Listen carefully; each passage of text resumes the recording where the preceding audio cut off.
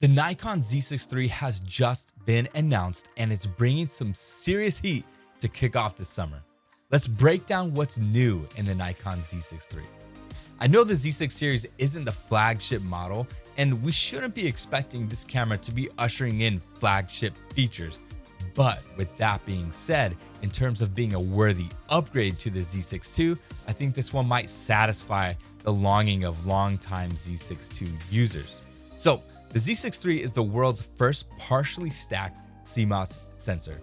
What's so great about stacked sensors? Well, basically partially stacked CMOS sensors provide several benefits for modern cameras, starting with improved speed due to their layered architecture.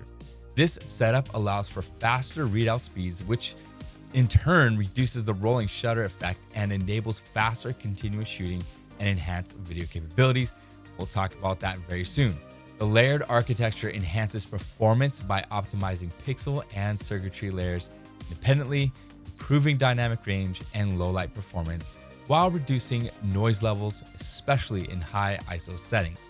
Not only that, but Nikon has paired it with their flagship Expeed 7 image processor, making readout speeds 3.5 times faster than the Z6 II. Now, let's talk about autofocusing.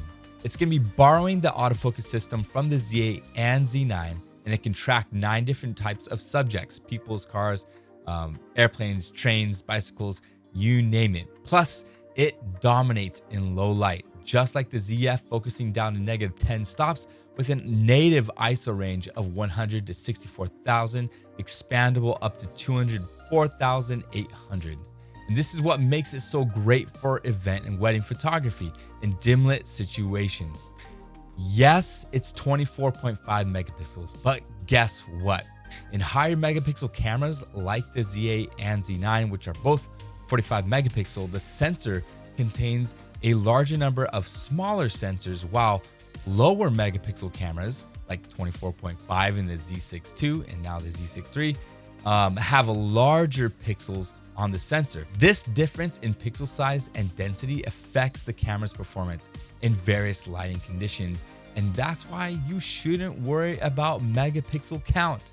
The Z6 III is a video powerhouse. It can shoot videos in 6K 60p in Nikon's N-RAW, 4K 120p, or 1080 240p. And say hello to the brightest electronic viewfinder of any mirrorless camera. The Z6 III's EVF is a 5.7 million UXGA OLED screen compared to the old 3.6 million quad VGA screen found in the Z8, Z9, and other Nikon mirrorless cameras. Nikon has also ditched the tilting screen and went with the fully articulating screen, similar to that of the ZF, which will make a lot of users very happy, including myself. The Z6 III also got a body upgrade made from magnesium alloy and Cerebo material, similar to the Z8. It weighs 760 grams. That's a little bit more than the ZF and a lot more than the Z6 II, which the Z6 II is at 615 and then the ZF's at 710. But the Z8 is up around the 900 range, so it's still a bit lighter than the Z8. It is also sealed against dust and moisture, and it works in temps down to 14 degrees Fahrenheit. The Nikon Z6 III will be available at the end of June 2024 for $2,500 for the body only, or $3,100 for the 24 to 70 f4 kit lens. Honestly, I'm pretty excited for this camera, and I feel like it's a worthy upgrade for the Nikon Z6 II users who have been patiently waiting.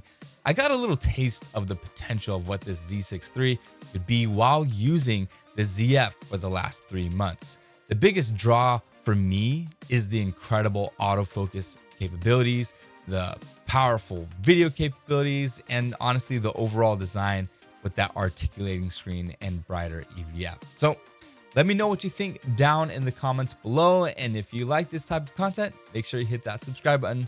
I appreciate you guys, and I will see you all on the next one. Cheers.